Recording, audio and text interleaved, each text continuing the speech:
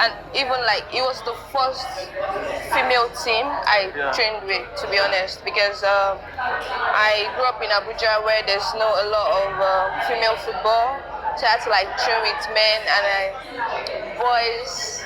So this is me saying special thanks to every coach, every boys that allowed me to like train with them, because I knew some of them would like frown at it, but after a while it was just a family. And my first coach, Coach Yobo, is like a father to me, and I really, really appreciate him, and I want to say thank you to him. And of course, everyone that supported me one way or the other, words of encouragement, buying me boots, dresses, it is such a long journey, to be honest, because training among guys where there's no girls, you're the only girl, you have to leave your house, go to training, go for games, sometimes at night. So there has to be a level of comfortability amongst the guys. It was not an easy one for my mom, especially because I'm the only girl of my family, so my mom struggled with it, like accepting the fact that I always want to be around guys. So it was a battle, physical and all that. Wow. But I'm just grateful because today she's my biggest supporter, and if I had not willingly fought my battles, to be honest, I wouldn't be here, because it was not an easy journey.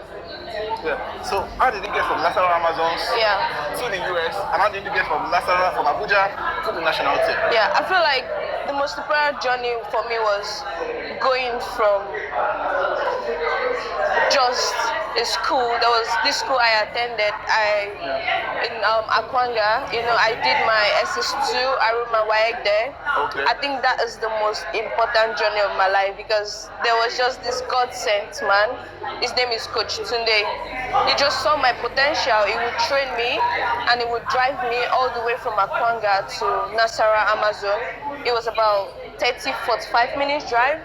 He would use his car to drive me to the place, and of course it was such a grateful moment for me, because without him I wouldn't be exposed to Nasarawa Amazon.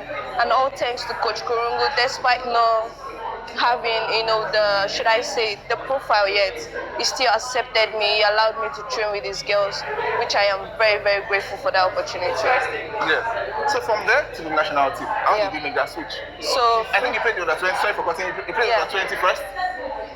Not the under 17, under 20, then national team. I played the under 17. Under 17, okay. Yeah, so I played the under 17, but I think it was during the COVID-19, and we were among the group that our World Cup journey was cut short because of the COVID. Yeah, so I started from the under 17.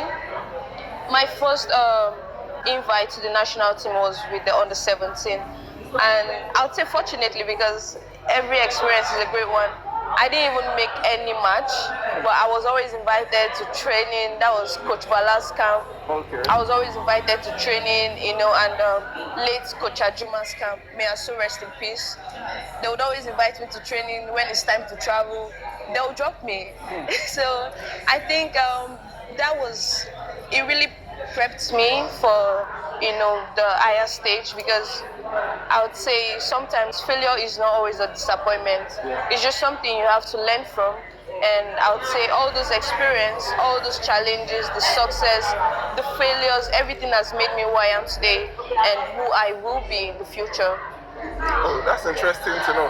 Now, when you played for Nigeria at the World Cup, your first appearance, how did you feel first getting the call-up to represent the country at the Women's World Cup in Australia and New Zealand?